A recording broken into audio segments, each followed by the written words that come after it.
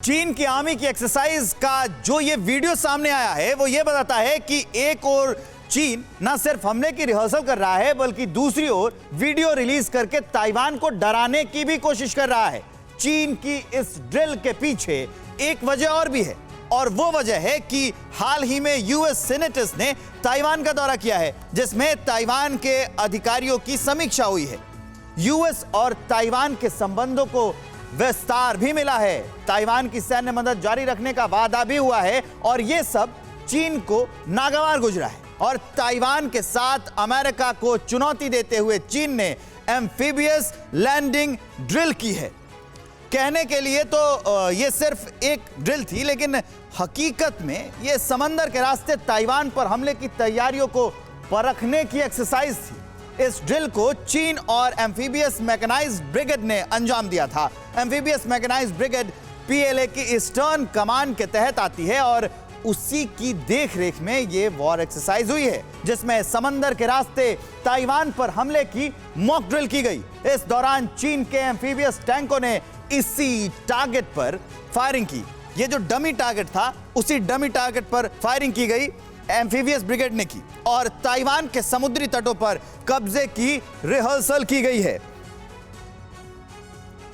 तो ताइवान पर हमले की कैसी तैयारी है चीन की इसकी तफसील से जानकारी विवेक आपको दे रहे थे और साथ ही विवेक वाजपेयी भी हमारे साथ लाइव जुड़े हुए हैं। सीधा उन्हीं का रुख करते हैं। विवेक, ये जो तस्वीरें हमने देखी समंदर में एम्फीबियस टैंक के साथ कैसे युद्धाभ्यास कर रहा है पीएलए और तैयारी कर रहा है, सवाल ये कि क्या ये ताइवान पर हमले की तैयारी है या फिर एक तरह का ये डाइवर्जन है, क्योंकि ये तो चीन भी बहुत अच्छे से जानता है कि अगर ताइवान पर कब्जे की उसको कोशिश करनी होगी तो सबसे अच्छा रास्ता आसमान से ही होगा। आसमान से हमले की कब्जे की कोशिश करेगा तभी चीन हो पाएगा सफल। देखिए, blue battleground South China Sea सबसे हॉट स्पॉट है वर्ल्ड वॉर का, और वो मैं इसलिए कह रहा हूँ कि ये जो ड्रिल है या वॉरशिप वहाँ पर भेजने का, चाइनीज़ जो फाइटर प्लेन है वहाँ पे गश्त लगाने का, उसकी वजह ये है कि चीन इस बहाने अमेरिका का टेस्ट ले रहा है कि अमेरिका किस हद तक ताइवान की मदद करने के लिए उस इलाके में आएगा।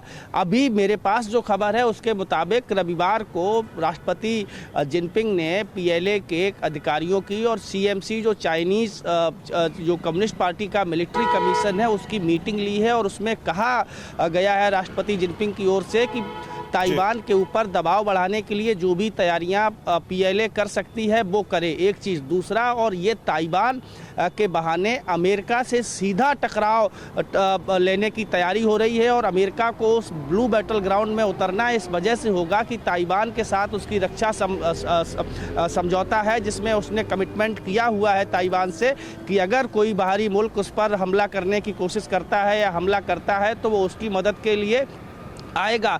जो तस्वीरें आपने ड्रिल की दिखाई हैं चाइनीज़ की, उससे कुछ नॉटिकल मील की दूरी पर अमेरिकी वॉरशिप मौजूद हैं और अमेरिका का जो 7वां बेड़ा है वो भी जापान सी में तैनात है और उस जापान के पास तैनात है जो चीन का ताइवान के बाद दूसरा बड़ा दुश्मन है। तो उस इलाके में कई ऐसे देश हैं जो चीन के हमले की वजह से खौफ में है और लगातार अमेरिका के टच में है। जापान में भी अमेरिकी अधिकारी मौजूद हैं, नॉर्थ कोरिया में अमेरिकी डेलीगेशन आज पहुँचा हुआ, साउथ कोरिया में की डेलीगेशन माफ कीजिएगा पहुंचा हुआ है और साउथ कोरिया को टारगेट पर नॉर्थ कोरिया ने लिया है। चीन ने ताइवान और जापान को अपने निशाने पे लिया है। तो ये सारी ड्रिल है, अमेरिका का टेस्ट है और ताइवान को ये बताने के लिए कि अगर अमेरिका के साथ जाने की उसने सोची भी, कल जो बीजिंग में जो विदेश मंत्रालय है चीन का, उसकी तरफ से ये कहा गया है कि ताइवान आग से खेल रहा है और जो आग से खेलेगा उसका जलना तय है। तो बात यहाँ पर भी बहुत आगे बढ़ गई है और इस हद तक बढ़ गई है कि इस इलाके में भी, साउथ चाइना सी में भी कभी भी युद्ध छिड़ सकता है। रवि,